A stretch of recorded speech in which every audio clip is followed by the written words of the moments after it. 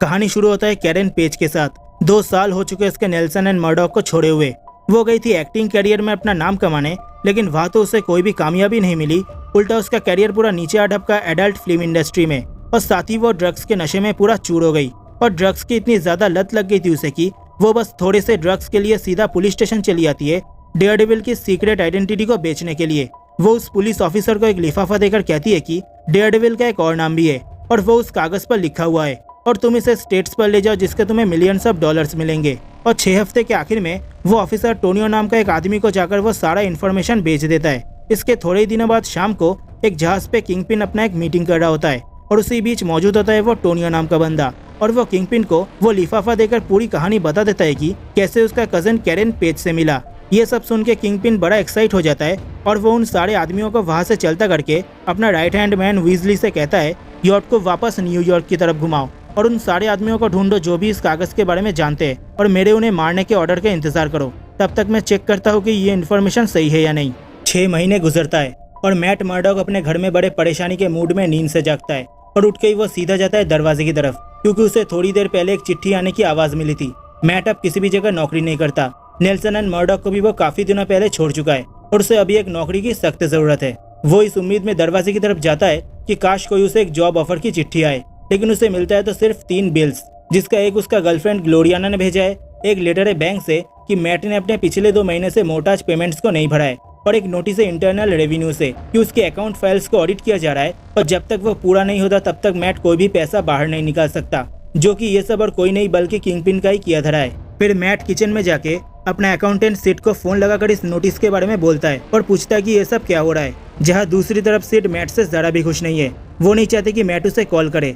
Mat उससे कहता है क्या मतलब तुम कुछ नहीं कर सकती सिड, मेरे सारे के सारे अकाउंट्स बिल्कुल साफ है। लेकिन वो और कुछ बोल पाता इससे पहले ही सिड फोन रख चुकी थी, और तभी मैट के दरवाजे पे कोई आता है। वो जाकर दरवाजा खोलते ही उसे एक आदमी एक नोटिस देता है, जहाँ मैट को ग्रैंड जूरी मीटिंग में बुलाया गया है।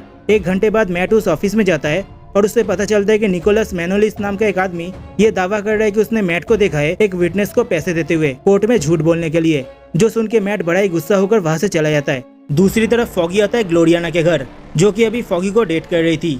फॉगी घर में घुसते ही बड़ा चौंक जाता है। वो देखता है कि पूरा का पूरा घर बिखरा पड़ा है।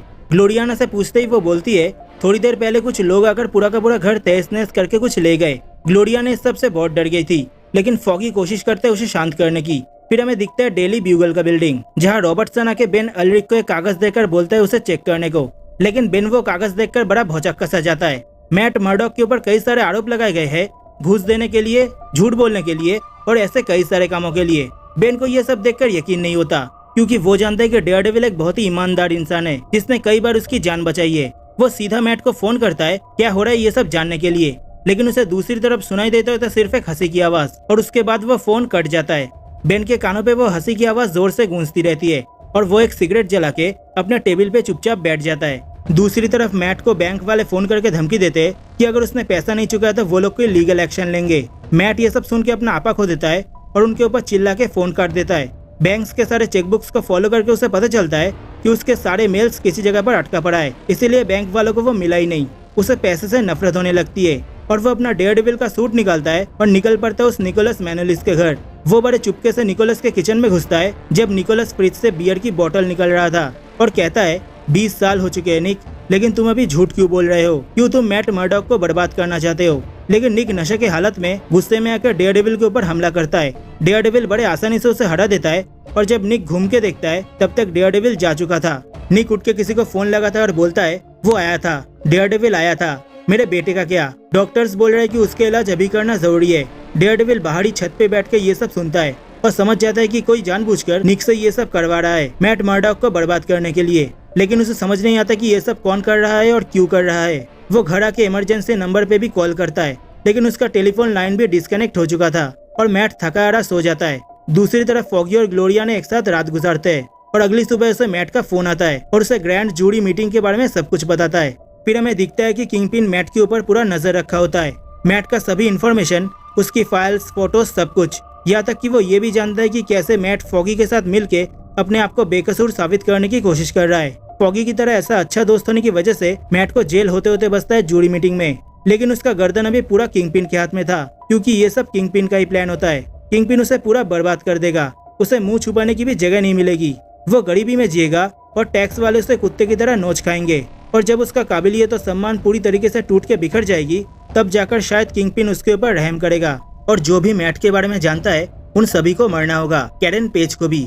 तभी दूसरी तरफ कैरेन के घर में वो बड़ी भूखी हालत में ऊपर के घर में आती है और देखती है कि एक आदमी उसके घर में घुस चुका है उसे मारने के लिए। वो आदमी कैरेन के ऊपर गोली चलाता है। कैरेन कैसे भी खुद को बचते बचाते रोते हुए जोर से मैट का नाम लेती है। दूसरी तरफ मैट फॉगी को शुक्रिया बोलता है उसे बचाने के लिए, लेकिन वो अब कोई लॉयर नहीं रहा। उसका लाइसेंस ले लिया गया है। उसके पास सिर्फ 30 दिन बचे हैं खुद को पूरा बेकसूर साबित करने के लिए, और अभी उसके पास कोई पैसे भी नहीं है। यहाँ तक कि मैट इतना पागल हो रहा होता है कि वो अपना सबसे प्यारा दोस्त फॉगी के ऊपर भी शक करता है, लेकिन फिर भी वो खुद को शांत करके खुद को संभाल के अपने घर की तरफ बढ़ता है। लेकिन तभी उसके साथ कुछ ऐसा होता है जिससे उसकी जिंदगी में पूरा भूचाल आ जाता है। उसके आंखों के सामने ही उसका घर पूरा का पूरा ब्लास्ट हो जाता है और वहाँ कुछ भी नहीं बचता सिवाय धूल और राख के। मैट अपने आप को इतना बेसहारा महसूस करता है कि वो अपना डेयरडेविल का सूट पकड़ के वहाँ बैठ के रोने लगता है। लेकिन अब उसे समझ आ चुका था कि ये सब कौन कर रहा है, उसका और डेयरडेविल का सबसे पुराना जानी दुश्मन किंगपिन।